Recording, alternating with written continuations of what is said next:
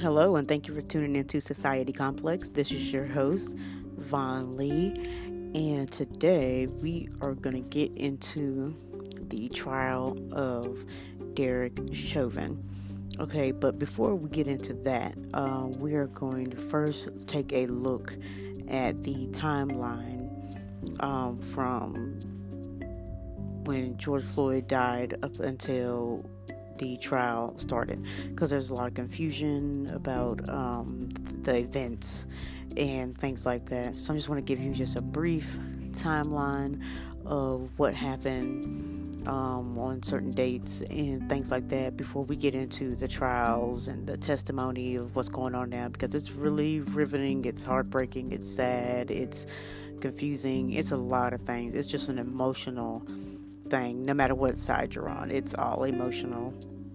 No matter who you are, what you believe in, or anything like that, it's just an emotional tragedy that happened here in the United States. But okay, so we're gonna go ahead and we're gonna jump right into this timeline. Okay, so May 25th, 2020. George Floyd died while former officer Derek Chauvin kneels on his neck for 8 minutes and 46 seconds in Minneapolis, Minnesota. Floyd tells officers, "I can't breathe," and he calls for his mother repeatedly. After this, Chauvin continues to hold his knee on Mr. Floyd's neck for an additional 2 minutes and 53 seconds after. So the police were initially called because Floyd attempted to pass a counterfeit $20 bill at a store. All right. So on May 26, 2020, 4 Minneapolis officers involved are fired. So that is Derek Chauvin, Thomas Lane, Toe Thao, and J. Alexander Kang. And this is also when the protests began there in Minnesota. So on May 27th, 2020, Chauvin was identified as the officer that had his knee on the neck of George Floyd. And then that night, that's when protests took a turn to rioting and looting. So May 28th, 2020, Governor Walz he activated the National Guard there in Minnesota, and also rioters lit the Minneapolis police station on fire, and then other protests in other areas started in other cities, New York, Atlanta, DC, places like that. And then on May 29th, 2020, Chauvin was charged with third-degree murder and manslaughter. Also, he was later charged with second-degree murder. So, moving right along here, on June 1st, experts were hired by the Floyd family and the Hennepin County Examiner. They both concluded that Floyd's death was a homicide, but they differed on the cause of that. So, up until now, like I said, as you can see, May 25th, that was the date that the incident happened. That was the date that it happened. And so right now in the trial, there's a lot of testimony about this part, especially because you have witnesses that were standing outside that all have, well, most of them anyway, have some type of video or audio recording. Then you have the testimony of the off-duty firefighter. He tried to give medical assistance. And then you also have the testimony of the store clerk that he tried to give the $20 bill to. So there's a lot of new video coming out, especially, like I said, surrounding this first part on May 25th. Because you have the videos of him in the store. You have that, and then you have now we have the first videos of when the officers first approached him at his Mercedes that was outside the Cup Foods, which is where this incident took place. It was at the Cup Foods. Then you have the testimony of another bystander who was, I think he was riding by in his car, that stopped. He said that in his testimony, he said that he actually talked to the officer, Derek Chauvin, about 5 days before that.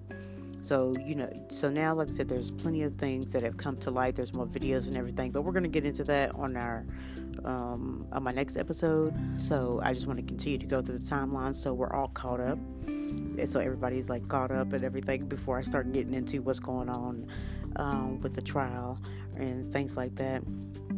But if you have any thoughts, comments, or concerns, or questions, or anything, or you just want to talk about it, there is actually a discussion that has already started on Twitter. So you can tweet me at Society Complex 1. You can also find me on Facebook at Society Complex, and you can also find me on Instagram at Society_Complex. You may also shoot me an email at societycomplex10@gmail.com. And one more thing with that, I believe on my Twitter and I think on my Facebook, I have posted a link to where you can also leave me a live voicemail. So if you wanted to do that, you are definitely welcome to do that. Or if you want to be a guest on this podcast and you want to give your opinions or you want to talk about this or anything else, you are definitely welcome to shoot me a message on any of my social media, or you can just send me an email. Okay, but make sure that you join the discussion that is going on right now on my Twitter. Like I said, it's Society Complex 1. Make sure you join the conversation. We're talking about the trial and things like that, the new videos, the new evidence that's coming out, and things like that. Okay, so so we just did June 1st, right? So now on June 3rd, so I know everybody's forgetting about these 3 officers. There's 3 other people involved here. So on June 3rd, the 3 other officers, Lane, King, and Thao, they are charged with aiding and abetting second-degree murder and aiding and abetting second-degree manslaughter. So that is the charges against them, because people are forgetting about these other 3. So there's other anyway. So like I said, and that comes, like I said, where we're going to get into the trial and everything, but they also were charged.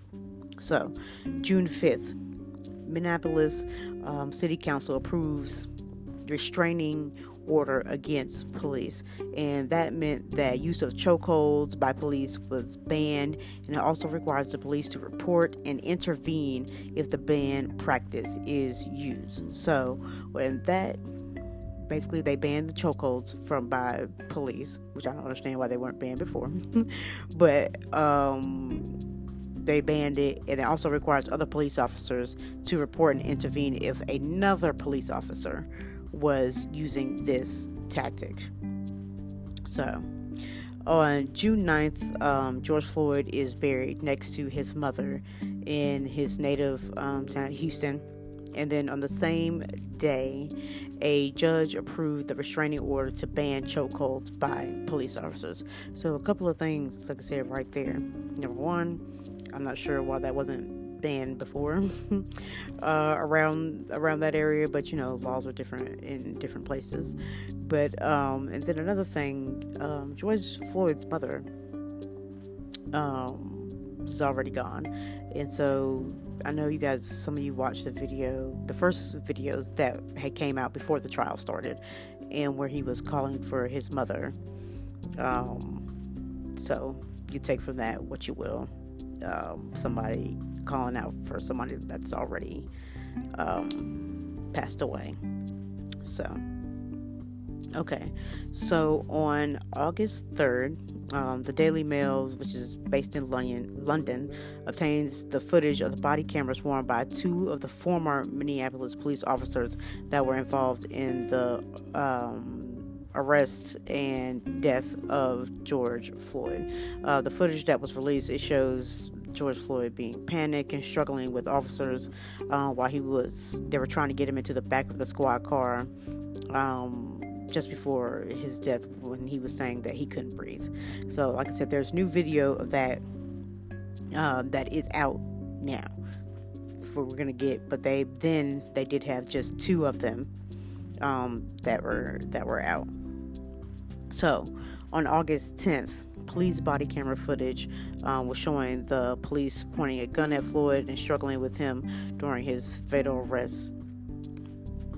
It was released by the Hennepin County Court. So the footage roughly is about an hour long, and it comes from the cameras of the former officers Lane and Kong, who these were the two officers that were there first. So they were first to respond to the store when George Floyd was being accused of passing a fake $20 bill. So they were the first two officers there. So on August 13th, the body camera footage from the officer Thao is released by the court again, and it shows the crowd of bystanders becoming increasingly upset as police are holding down Floyd, and they are pleading with the officers to get off his neck and for him to check his pulse. Okay, so that is August 3rd, and those are clear on the videos. You do see a crowd gathering. You do see people screaming and yelling at the police and trying to step a little closer, but the police, you'll hear this in the testimony that we're going to go over. They were talking about how they were afraid and that they were kind of getting close, but they kind of stepped back because the officers kept putting their hand on their chemical things, which is their mace and stuff like that they carry on their hips. So August 14th, there's a video interview with the former officer Thao, and that is released then, and it shows him telling federal investigators the call for backup on May 25th sounded like it was urgent. So this officer is saying that the call that they got for backup sounded like it was urgent. So that is just a couple of things right there. So just to recap really quickly, May 25th, that was when the actual incident occurred. 26 is basically when all of the officers that were involved, they were fired, all of them, and that's when protests began. 27th was when they identified the person that actually was doing the kneeling on the neck, and then that's when the protests turned into rioting and looting and things like that. The 28th is when the National Guard was deployed and other protests in other cities had started. The 29th is when the charges came, and June 1st finally is when they had a separate medical examiner and then the county medical examiner both concluded that the death was a homicide, but for different reasons. Okay, so a lot of crazy things going on here, but we're going to continue with our timeline. We're going to be right back after this short break, so please stay tuned.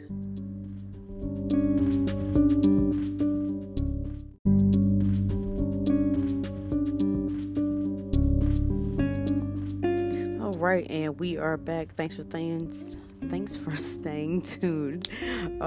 We are talking about the timeline of George Floyd and Derek Chauvin trial. So we're talking about the timeline that has led up to the trial, because the next episode I want everybody to be caught up, like I said, because on the next one we're going to talk about the trial. We're going to talk about what's been said already, some of the testimony and things like that. Okay, so continuing on, August 14th, like I said this one, but I'll say it again, so just a recap really quickly of the last one I said. This was an interview from the former officer Thao, and he's being questioned by federal investigators, and he's saying that the call that came in about George Floyd on May 25th sounded like it was urgent. That is a quote from him. So after this, Chauvin he's granted bail, and a judge allows him to leave the state for his safety during the period because of protesters, activists, rioters, that they were angered by this, and they're angered by the developments. So then this happened August 28th. This is when Chauvin has asked the judge to dismiss the murder charges that are against him in the death of George Floyd. So September 7th, this is a little with about 100 days since the incident. Protesters, they start raging all across the United States, and like I said, it was in multiple cities. So this is continuing on through then. So on September 18th, Minneapolis City Council unanimously votes to rename a street after George Floyd. Then on October 7th, Chauvin, he posts his bond of $1 million bail. And then obviously after this, more riots, more protests has broke out because of the outrage of his release. But he had plenty of people helping him raise this money to get him released. And he still has a lot of people supporting him now and are paying for his trial and his lawyers and things like that.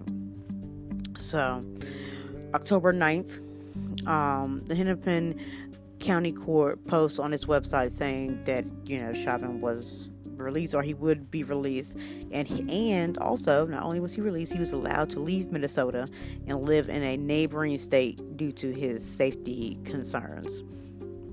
So I don't know if you remember around that time, but there was an incident, I think it was where he was in like a grocery store or something, and somebody told him that he should be ashamed of himself, and how could he just walk around grocery shopping after he did that, etc., etc. So around that time, that was really bad. It was getting real crazy because people were outraged about him being released, or even being able to be released, and it was just crazy because people were just like, I can't believe it, how did he get out, why did he even have a bond, he should still be there, etc., etc. But he did find a way to post his $1 million bond. Like I said, he has a lot of supporters, police funds, people that help pay for police officers and things like that. So he definitely was out. And then he was also allowed to leave. So October 21st, Cahill, which is the judge, he drops the third-degree murder charge against Chauvin, but he did deny the attorney's motion to dismiss the two other charges. Cahill also decided that he was going to deny the motions to dismiss charges against the other three officers. Okay, so moving right along. So Judge Peter Cahill, he rules on November 5th that the ex-cops in Floyd's case will be tried all at the same time in the county starting on March 8th. Cahill also then he rejected the defense attorney's request for a change of venue in the trial of the four former police officers. Honestly, even if he would have changed the venue, it wouldn't matter. This case was so widespread. No matter where they went, people are gonna know. But it's not about what you know when it comes to being a juror, though. It's really about, can you still do your job? You're not gonna let that affect your duty as a juror. Honestly, really, I don't know what city, town, county, country you would have went to where nobody did know about this. And know your name, know your face, saw the video or any of it. It would be very, very rare that this would even have happened. So, December 22nd, the Minnesota District Court, they filed about a 16-page questionnaire asking about prospective jurors to answer how many times they've seen the video of Floyd's death, their interactions with the police, their views on defunding the police, and racial discrimination. Like I said, really, it's hard to find somebody that hasn't watched it at least once.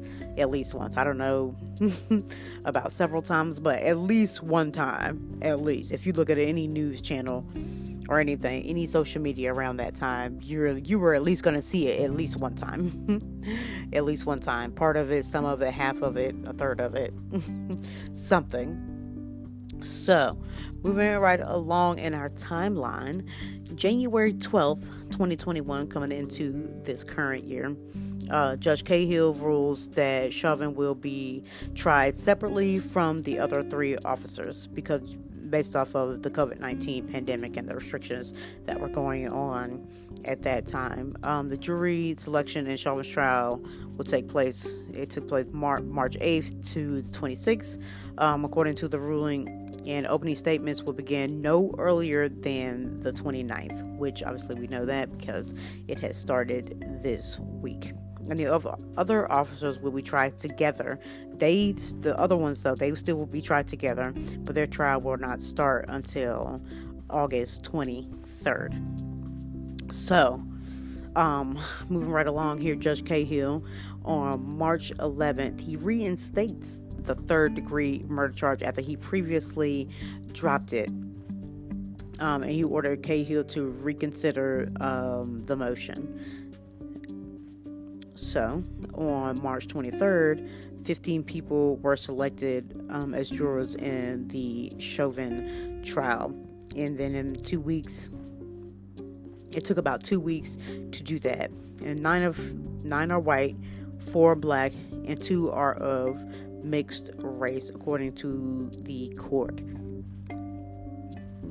So, that is the timeline right there, because now we are into the trial. So please stay tuned on the next episode so we can get into the testimony, the trial, what's going on. We're going to talk about the lawyers, we're going to talk about the judge, we're going to talk about a lot of different things on that one. So please stay tuned.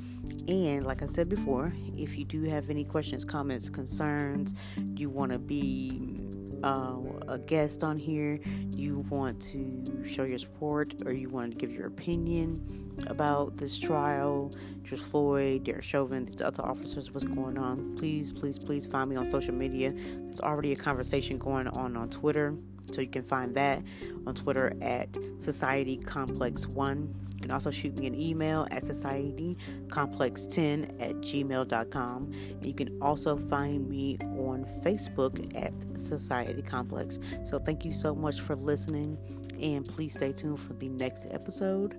And please stay safe, be safe, wear your mask, wash your hands, use your hand sanitizer, and you keep your family safe. Thanks, guys.